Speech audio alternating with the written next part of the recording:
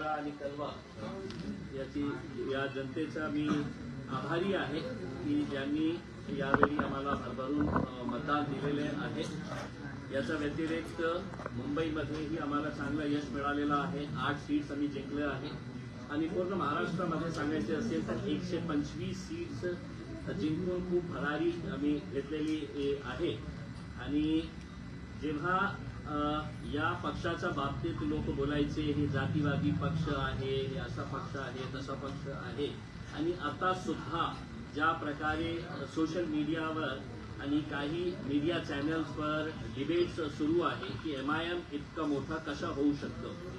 संविधानाने आम्हाला अधिकार दिलेला आहे आणि देशामध्ये मला असं वाटत नाही कोणता दुसरा नेता असदुद्दीन ओवैसी साहेब पेक्षा जास्त मोठा आहे, जे वारंवार लोकसभेमध्ये संविधानाला आपण कसा वाचवू शकतो, या देश संविधानाप्रमाणे आपल्याला चालवायचं आहे, हे वारंवार ते लोकसभेमध्ये बोलत राहिलेले आहे। पण दुर्दैवाने या देशामध्ये मागच्या 10 वर्षामध्ये जेव्हापासून भारतीय जनता पार्टी सत्तेमध्ये आली तर त्या दिवसापासून या देशाला आपल्याला हिंदू राष्ट्र करायचं, भगवाकरण करायचं या देशाचा, आणि कशा प्रकारे जाती जाती धर्मामध्ये तेढ निर्माण करण्याचं काम फक्त सत्ता घेण्यासाठी जे राजनैतिक पक्ष हे करत आहे आणि त्याची निंदा करतं। आणि जेव्हा हे याची निंदा करतं त्याच्यामध्ये सर्वप्रथम भारतीय जनता पार्टी, त्याच लाईनमध्ये एकनाथ शिंदे साहेबांची शिवसेना, अजितदादाची NCP, हे सगळं याच्यामध्ये सामील आहे की आता आपल्याला सत्ता पाहिजे तर कोणत्याही लेवलवर आपल्याला जायचं आहे। जाती जाती धर्मामध्ये तेढ निर्माण करून आपण कुर्सी कसा आपली घेता येतं याच्या बाबतीत या पक्षांनी काम केलेलं आहे। मी जनतेचा खूप खूप धन्यवाद देतो, महाराष्ट्राची जनतेला, आणि आमच्यावर एक खूप मोठी जबाबदारी आलेली आहे की आम्ही या पक्षाला पुढे कसा अजून मोठा करता येतील याच्या बाबतीत आम्ही प्रयत्न करणार आहे। मी पुन्हा एकदा मुंब्राची जनतेचा खूप खूप धन्यवाद देतो। आणि जेव्हा देश या गोष्टीची चर्चा करत होतो की MIM हिरवा रंगाचा आहे, त्यावेळी MIM एका हिंदू बांधवाला, विजय ओबाळे याला MIM ची जबाबदारी मुंबई महानगरपालिका BMC मध्ये आमच्या पार्टीचा प्रतिनिधित्व कोणी करणार असेल, नेतृत्व करणार असेल तर ते आमचा एक हिंदू बांधव आहे, ज्यांना आम्ही तिकीट देऊन मुस्लिम बहुल भागातून त्याला निवडून आणलेलं आहे आणि त्याला आम्ही BMC मध्ये गट नेत्याची जबाबदारी दिलेली आहे। आम्हाला काही फरक पडत नाही की लोक आमच्या पक्षाच्या बाबतीत काय बोलत आहे, काय आमची आलोचना करत आहे, चेष्टा करत आहे, कशा प्रकारचे वक्तव्य आम्ही मागच्या काही दिवसामध्ये ऐकलेले आहे, त्याची पर्वा न करता आम्हाला पुढे जायचं आहे। आणि पुढे जाताना सर्व जाती धर्माच्या लोकांना सोबत घेऊन आम्ही या राज्यामध्ये, या देशामध्ये पुढे जाणार आहे।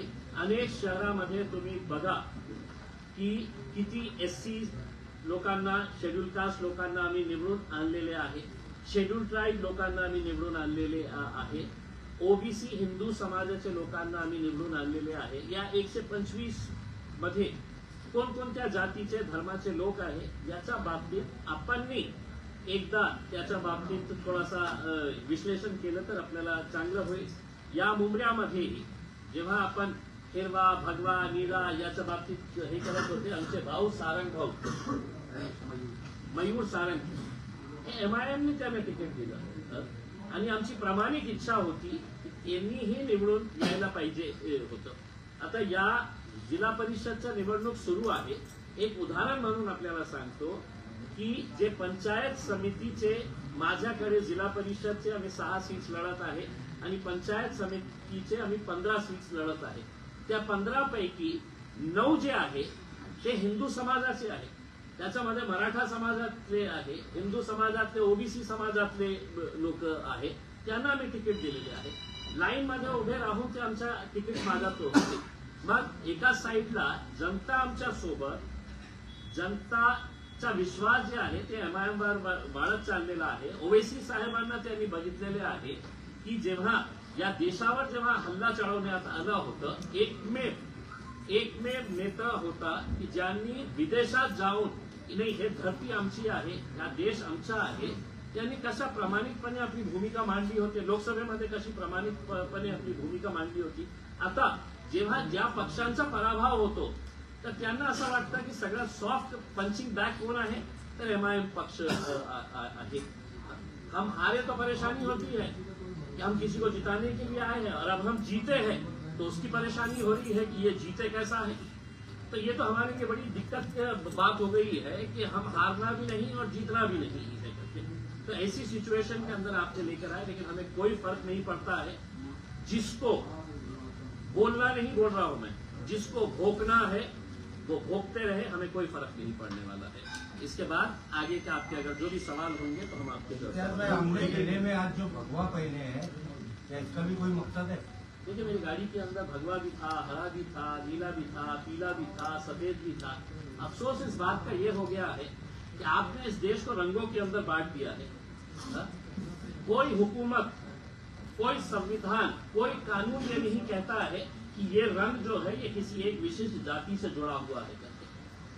मैंने हरा रंग भी पहना हुआ था, अभी मुझे किसी ने गाड़ी में चढ़ते चढ़ते ये रंग ये पिला दिया तो मैंने ये भी पहन लिया है करके. लेकिन लोगों को ऐसा लग रहा है कि साहब ये रंग जो है ना, ये जात के साथ, ये रंग ये जात के साथ, ये रंग ये जात के साथ, ऐसा कुछ नहीं है साहब. और जिन लोगों की घटिया सोच होती है वो इस तरह के फालतू मुद्दों के ऊपर व्यस्त रहते हैं. लेकिन सर कहीं ना कहीं सुमैया जी को जो कि हरे रंग से बड़ा ही तकलीफ थी, उन्होंने कई सवाल उठाए चार्जशीट को लेकर, कंप्लेंट्स भी की. देखिए, अब चूंकि अब आप लोगों ने बात शुरू ही की है तो मैं आप लोगों को कुछ भारतीय जनता पार्टी के नेताओं के कुछ बयान आपको सुनाना चाहता हूं, जिसमें से एक दो ही बयान आपको सुनाऊंगा. मैं ज्यादा ना तो फालतू चीजों के अंदर मैं ये करता हूं. तो अगर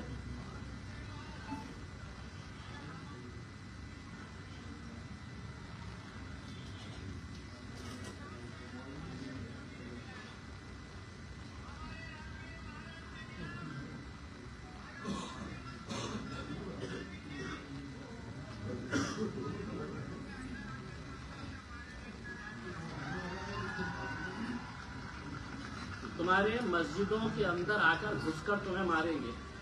मैं अब मुमरा की पुलिस से एक सवाल करने के लिए आया हूं. इसको नोटिस दिए थे आपने? हर रोज अहमदनगर का एक MLA अजीत पवार की पार्टी का मुसलमानों के खिलाफ जहर उगलता है. भाजपा की एक महिला है, हर रोज मुसलमानों के बारे में जहर उगलती है. कितने लोगों को आपने नोटिस दिए हैं, मुझे ये बताइए. क्या कानून इनके लिए अलग है? क्या कानून हमारे लिए अलग है? सिर्फ एक तोतला आके यहाँ पर खड़ा हो जाएगा 2-5 लोगों को लेकर. तो मैं मुमरा पुलिस को ये कहना चाहता हूं, अगर ये तोतला जितने लोग तुम्हारे पुलिस स्टेशन में लेकर आया उससे 10 गुना लोग हैं तो मैं तुम्हारे पुलिस स्टेशन में लेकर आ सकता हूं. हमें कोई इसका है तो राजनीतिक कोई खेल नहीं खेलना है. हम जीत कर आए हैं, हमारी जिम्मेदारी बड़ी है. हम सभी जात, धर्म और मजहब के लोगों को साथ में लेकर चलना चाहते हैं. लेकिन एक बच्ची के बयान के ऊपर आप इतना बड़ा बवाल मचा दे रहे हैं. देश भर में है तो डिबेट चल रहा है, यानी कि देश भर के अंदर और कोई मुद्दा बचा ही नहीं है करके. और वो आके कहते हैं कि नहीं साहब, हमने है तो कंप्लेन दे डाले हैं, एक्शन लेना. किस कानून के तहत एक्शन लेना है, मैं उस तोते से पूछता हूं. बताओ मुझे कौन से कानून के तहत. मैं मुमरा की पुलिस से ये सवाल करने के लिए आया हूं, कौन से कानून के तहत तुमने है तो ये नोटिस दिए है हमारी बच्ची को. क्या हुकूमत, एक सुनिए, पहले हुकूमत आपकी है तो क्या मतलब ये है कि कानून आपके हिसाब से चलेगा? किस सेक्शन के अंदर में है तो आपने ये दिए है? क्या ऐसा आपको ये लगा है? ये इनके भारतीय जनता पार्टी के पिल्ले रोज है तो मस्जिदों में घुस के मारेंगे, पाकिस्तान चले जाओ, तुम्हारे बाप का सूरत तक तुम देख नहीं पाएंगे करके. ये इस तरह के बयान देने वाले महाराष्ट्र की पुलिस क्या इन लोगों की गुलाम हो चुकी है? मुमरा की पुलिस इतनी डरती है कि ये 4-6 चिल्लर लोग आ जाते हैं और है तो आप नोटिस इशू कर देते हैं। किस बुनियाद के ऊपर आपने नोटिस इशू किए हैं? और मैं एक मर्तबा आप सुन लीजिएगा, हमारी ये जो बच्ची चुनकर आई है शहर, उसके स्टेटमेंट से हम कतई किनारा नहीं कर रहे हैं, बिल्कुल नहीं कर रहे हैं। हम पूरी तरह से पूरी मजबूती के साथ मजलिस इत्तेहाद और मुस्लिमीन एक बार फिर से कहकर जा रहे हैं कि सिर्फ मुमरा की क्या बात कर रहे हैं तुम। आने वाले वक्त के अंदर हम महाराष्ट्र के अंदर हम अच्छा खासा हरे रंग को फैलाएंगे।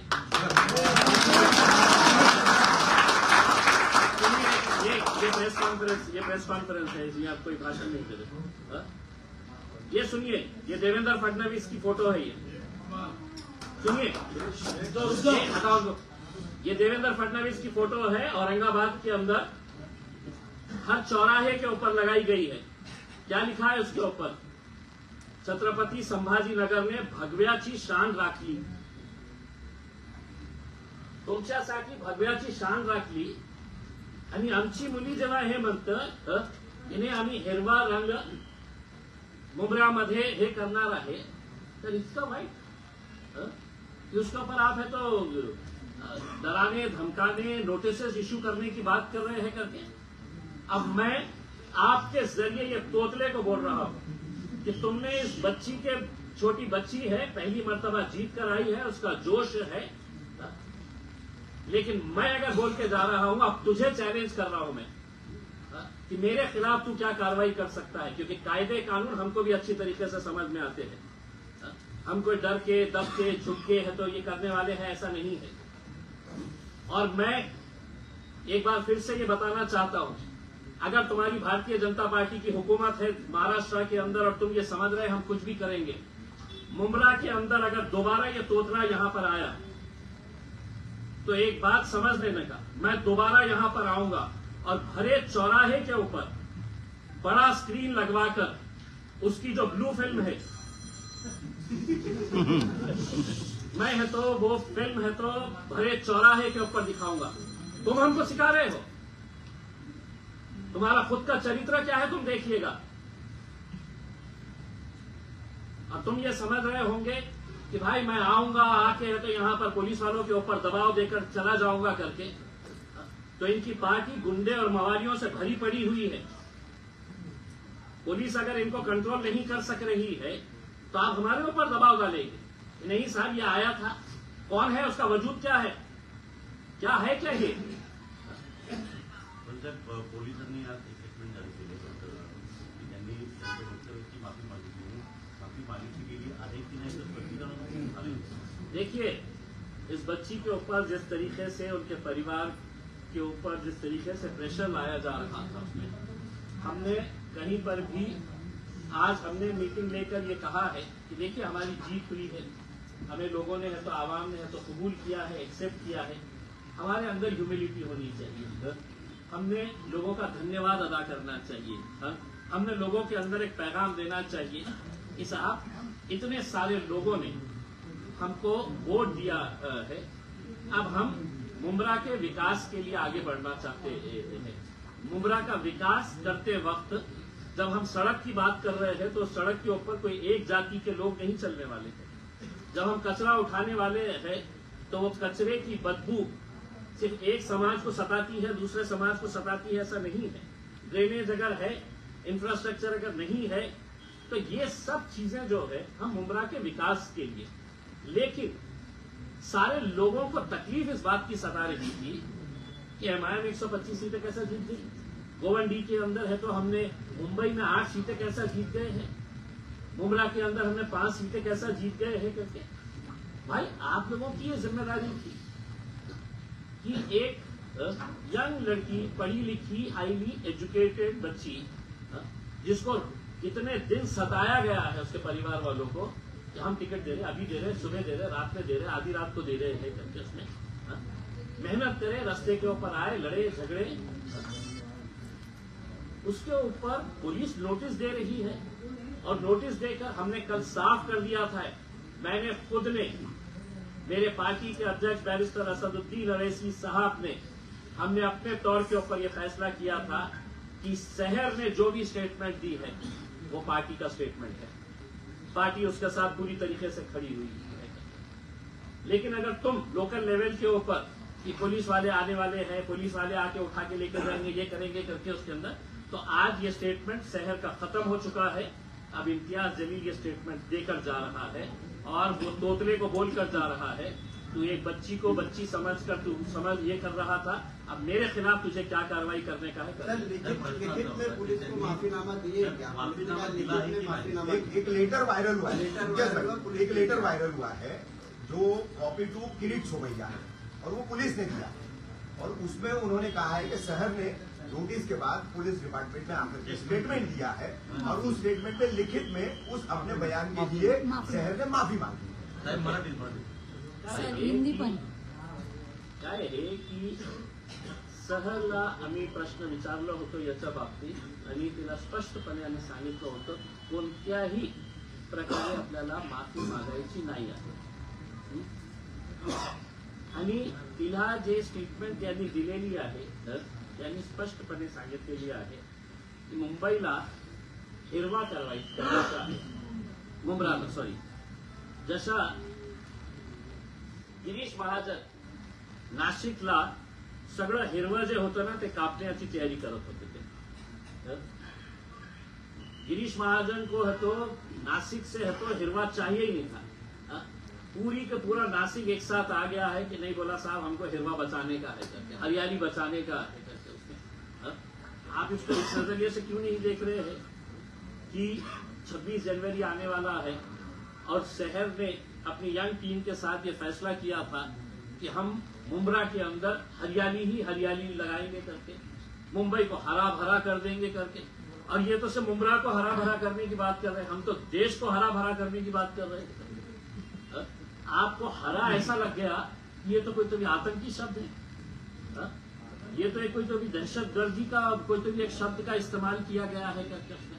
क्या हुआ? देवेंद्र फडणवीस अपना होर्डिंग लगाकर अगर ये कह सकता है कि छत्रपति संभाजीनगर ने भगवाकरण केलेला आहे करके। इम्तियाज भाई इसी सवाल में आपने मराठी में जवाब की शुरुआत की थी, वही जवाब हिंदी में हिंदी में भी बोलिए। पब्लिक के कमेंट आ रहे कि आप उसको हिंदी में भी बोलिए। ये दिला आहे का पोलीस स्टेशनमध्ये? कारण पोलिसांचं अधिकृत पत्र आहे, अधिकृत पत्र आहे। काय सर हिंदी, सर स्टार्टिंग का हिंदी में बोल दीजिए जो आपने स्टार्ट किया। सुनिए, इतनी लाचार मुंब्रा पुलिस को चंद मवाली गुंडे भारतीय जनता पार्टी के पदाधिकारी होंगे, लेकिन मैं समझता हूं कि मुंब्रा के सीनियर पीआई साहब ने वो तोतले से पूछना चाहिए था कि भाई तू वो बच्ची के बारे में है तो सवाल उठा रहा है, ये तेरा एक वीडियो देखा है क्या करके। सीनियर साहब को मैं भिजाऊं क्या उनका वीडियो, किरीट सोमैया का वीडियो भिजाऊं मैं?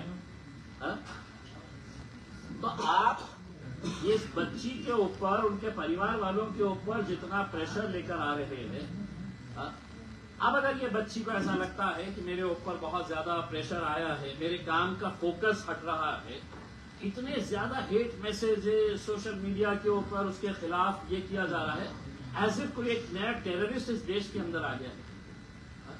भाई हरे रंग का उन्हें भगवे रंग का बोले हैं। इस देश के अंदर एक नचनिया है, सुनिए, हर दूसरे दिन मुसलमानों पाकिस्तान चले जाओ करके, क्यों उसके जहेज में आया था हिंदुस्तान। आप बोलते रहेंगे और हम खामोश रहना, ये अगर आप उम्मीद कर रहे हैं तो हमारी एक बच्ची अभी नई नई राजनीति के अंदर आई है, आप उसको दबा सकते हैं, लेकिन हम उसके साथ पूरी तरीके से खड़े हुए हैं और जो जिस लहजे के अंदर सवाल करेगा उसी लहजे के अंदर हम उसको जवाब देंगे। सर इस मामले में आपकी सीनियर जब ये मामला आप सुने नोटिस का और उसके ऊपर दबाव बनाने का, तो आपने यहाँ के सीनियर डिप्टी कमिश्नर से आपने बात किया कि आप किस बात की नोटिस? मैंने किसी से भी, किसी पुलिस अधिकारी से बात नहीं किया मैंने, और मैं समझा नहीं जरूरी इन लोगों से बात करना करके। तुमने नोटिस दिए, हम उस नोटिस को तो सुप्रीम कोर्ट तक लेके जाने की हमारी तैयारी। इम्तियाज भाई आप भी राजनीति में आने से पहले पत्रकार थे, ऐसे ही सवाल आप भी किया करते थे।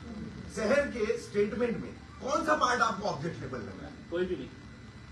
इसीलिए तो मैं बोल के जा रहा हूँ ना, शहर में तो सिर्फ मुमरा के बारे में बोली है कि मुमरा को हरा करना है, मैं तो पूरे देश को हरा करने की बात कर रहा हूँ, हरा भरा करने की बात कर रहा हूँ, देश में झाड़ लगाने की बात कर रहा हूँ, पेड़ पौधे लगाने की बात लोगों का ये कर कहना रहा है हूँ। उन्होंने अगर झाड़ लगाने का वर्ड बोला होता तो माना जाता, उन्होंने सिर्फ हरा बोला गया, तो लोगों का यही कमेंट आता है। ये लोगों का नहीं है, कुछ फालतू लोगों का है, जिसको है तो अकल कम होती है ना, वो कुछ ना कुछ तभी ढूंढते रहते हैं। डिप्टी सीएम एकनाथ शिंदे कह रहे हैं कि मुमरा तो बहुत छोटा है, थाने पूरा भगवा है, ये छोटे मोटे नेता छोटी मोटी बात क्या करेंगे, इसका क्या? देखिए, एकनाथ शिंदे साहब कह रहे हैं भगवा पूरा थाना है करके, उसमें मुमरा वो भी आता जायज है। है, वो जायज है, वो लीगल है, वो सब कानून के दायरे में बैठता है। और अगर मैं ये कह रहा हूँ कि मुमरा हरा है, मुमरा हरा भरा है, तो उसमें है तो पूरा कानून का उल्लंघन हो गया है और देश के अंदर कोई गंभीर मुद्दा बचा नहीं है। पिछले कितने दिन हो गए हैं, रोज सुबह दोपहर शाम रात, बस टीवी खोलो तो मुमरा हरा हिरवा, इसके अलावा कोई दूसरा अहम मुद्दा बचा ही नहीं है। इम्तियाज भाई अभी आप और एकनाथ शिंदे साहब हमको नहीं बताए थे, अगर एकनाथ शिंदे साहब के लिए अगर मैं मुंह खोला तो फिर मेरे हिसाब से उनके लिए भी तकलीफ हो जाएगी। अब हम चुनकर आए हैं, उनका भी साथ चाहिए, आने क्यों ना यहाँ के सर्वे सर्वा है उसमें, लेकिन उनको एक बात बता देना चाहता हूँ, भाजपा कब आपको उठाकर फेंकने वाली है, अब इंतजार करिए कितने दिन आप बचे हुए हैं। इम्तियाज भाई शहर की तरफ आते हैं, 5 नगर सेवक मिले इस चुनाव में आपकी पार्टी को, 5 से 25 बनाने की अगली रणनीति क्या होगी, किस तरीके से एमआईएम अपनी देखिए, हमने अंदर बैठ के है तो यही बात किए है कि हमारे जो बाकी के जो एक पैनल 9,500 वोट एक ने लिया है, 9,000 9,500 लोग, इसका मतलब ये है कि 9,500 लोगों ने आपको अपना नेता कबूल किया है, मान लिया है। तो आपको लोगों के बीच में रहना है, लोगों के बीच में रह के आपको काम करना है, और यकीनन ये आंकड़ा बहुत बढ़ेगा और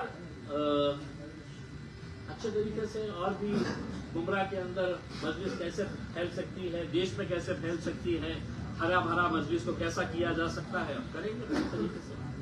एकंदरीत तुमचे जेवढे कॅन्डिडेट होते त्यांनी एकंदरीत 70 ते 80,000 पर्यंत मतं घेतलेली आहे।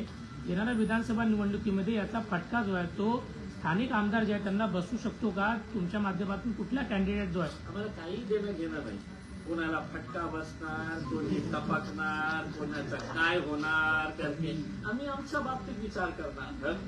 आम्ही जिथे निवडून येऊ शकतो आम्ही त्या ताकदीने आम्ही इलेक्शन लढणार आणि स्वाभाविक आहे हजारोंच्या संख्येने जेव्हा लोक तुम्हाला मतदान करतात तो हवा बदल रही है हे समजलं। कारण का आव्हाडांच्याच विरोधामध्ये भाषणामध्ये वक्तव्य केली होती आणि त्यांच्यात एक जे आमदार दिलानी गोष्टीचे आमदार आहे म्हणून त्यांना असं विचारलं की आता जी ताकद वाढली त्याला विधानसभामध्ये एमआयएम तिथे पूर्ण तिथे आपला आमदार आहे। इच्छा तर आहे, खूप इच्छा आमदार काय उस तरह की तैयारी करेंगे क्या, वो ऐसा पूछ रहे दोनों, अब पूछना ऐसा खासदारकीचाही विचार करू शकतो। क्या है कि एक मर्तबा जीत हासिल होने के बाद आपके भी हौसले बुलंद होते थे। आज तक हमारे पास जो नौजवान तबका था, यंगस्टर्स थे, वो मजलिस के साथ जुड़े। अब आज हमारे पास डॉक्टर आसिफ जैसे लोग हैं, के जैसे बिल्डर है, और भी अच्छे अच्छे लोग जो है वो आज मजलिस के साथ जुड़ रहे हैं। और समाजवादी पार्टी के बड़े बड़े नेता हमारे साथ, मन्नान भाई समाजवादी पार्टी के अध्यक्ष हैं। जितना मजलिस के जीतने की हमको खुशी थी उतना ही अफसोस मुझे जाती तौर के ऊपर इस बात को लेकर है कि मुंबई में ये 2 सीट जीते कैसा परंतु ज्यावेळी किरीट सोमय्या मुंब्रा पोलीस स्टेशनला आले त्यांनी असं सांगितलं की मुंब्रामध्ये राहणारे जे 20% हिंदू आहेत ते खतऱ्यामध्ये। शेर शेखींनी जे बयान दिला होता, तुमच्या पक्षातल्या कुठल्याही अध्यक्ष असो किंवा इतर नेत्यांनी मुंब्रा पोलिसांना भेट दिली नाही, त्यांनी जाब देखील विचारला नाही की मुंब्र्यातले 20% हिंदूंना आमच्या एका ज्या नेत्यांमध्ये वक्तव्य आलं त्यामुळे कुठे धोका नाही असं तुम्ही कुणी विचारलंय? अच्छा, मी आपल्याला विचारतो हे प्रश्न, शहर शेखचं जे स्टेटमेंट आहे ते कोणत्या आधारावर हे महाशय म्हणतात की एका प्रकारे तिने हिंदू लोकांना त्यांनी धमकावले की येणाऱ्या 5 वर्षामध्ये तुम्हाला इथून आम्ही हाकलून देणार आहे. आम्ही असं म्हटलं असतंय, तिचं स्टेटमेंट असं असलं असतं तर एक हिंदू भाऊ आज आमच्या स्टेजवर सोबत आहे का नाही आहे? असं असलं असतं तर मुंबईमध्ये गोवंडीमध्ये आम्ही विजय ओबाळेला आमच्या पार्टीची पूर्ण जबाबदारी बॉम्बे म्युनिसिपल कॉर्पोरेशन मध्ये गट नेता म्हणून म्हणजे विजय ओबाळेला त्यांनी स्वीकारली असती. ते तर म्हटलं असतं की साहेब तुमची कॉर्पोरेटरने असं म्हटलेले आहे की आम्ही सगळं हिंदूला काही नाही आहे.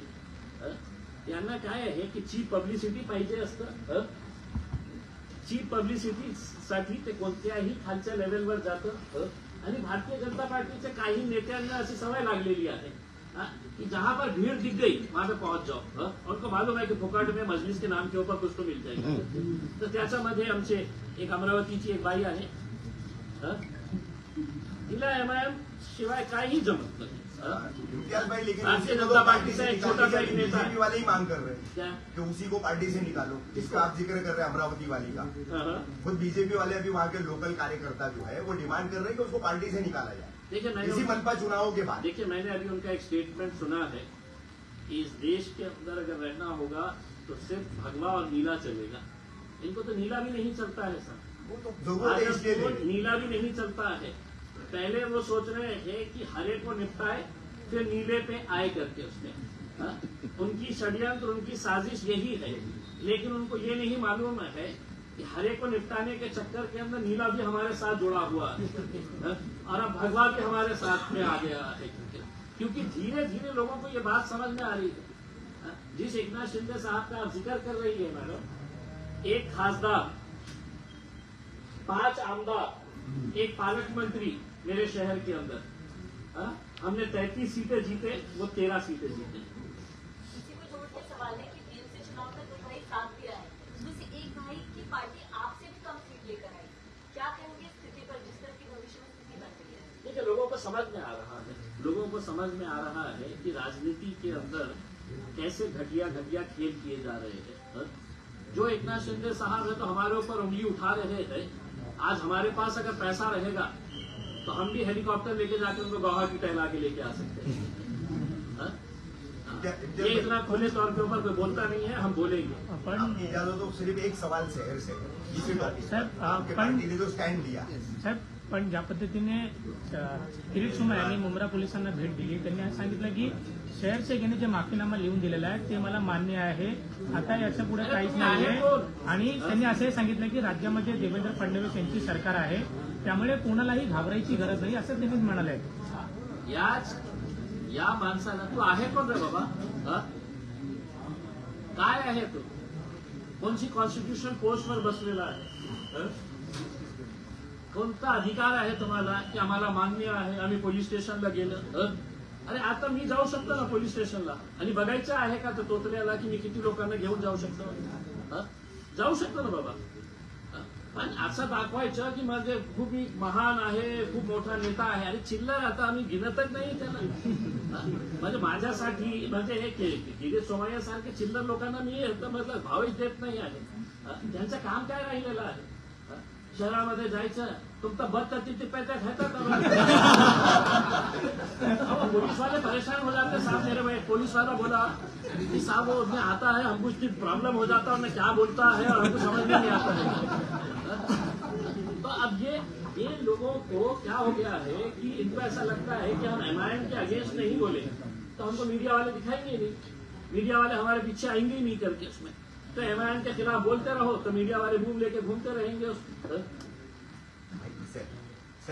मैं बोल क्या होगा शहर की तरफ. एक मिनट त्यांच्या माध्यमातून एक क्लॅरिफिकेशन होता फक्त. स्टँड जो पार्टी का है, प्रोटोकॉल के हिसाब से मैंने शहर की तरफ से आप ये समझ लीजिएगा कि मैं शहर की तरफ से बोल रहा हूँ. आप शहर दोनों शब्द साहेब, दोनों शब्द त्यांच्याकडनं, 2 शब्द.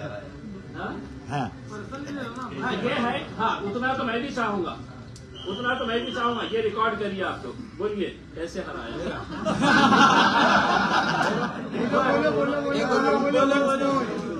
थोडं मोठ्याने माईक आमची. थोड़ा आगे हो गया। हाँ बस स्टेटमेंट्स इम्तियाज सर ने अभी आपको दिए, वो सब मेरे दिल के स्टेटमेंट्स हैं। हमारे लीडर ऐसे हैं कि हमसे हर बात उन्होंने डिस्कस करी, ऐसा कुछ भी नहीं है कि किसी के प्रेशर में आ करके मैं चुप हूँ या मैं स्टेटमेंट्स नहीं दे रहा। सारी ऑलरेडी 3 दिन से नेशनल मीडिया ने घेरा हुआ है और इस तरीके से घेरा हुआ है कि सभी फॉल्स एलिगेशंस के साथ। लेकिन थैंक यू सभी उन इंडियंस का जिन्होंने मेरे हक में बात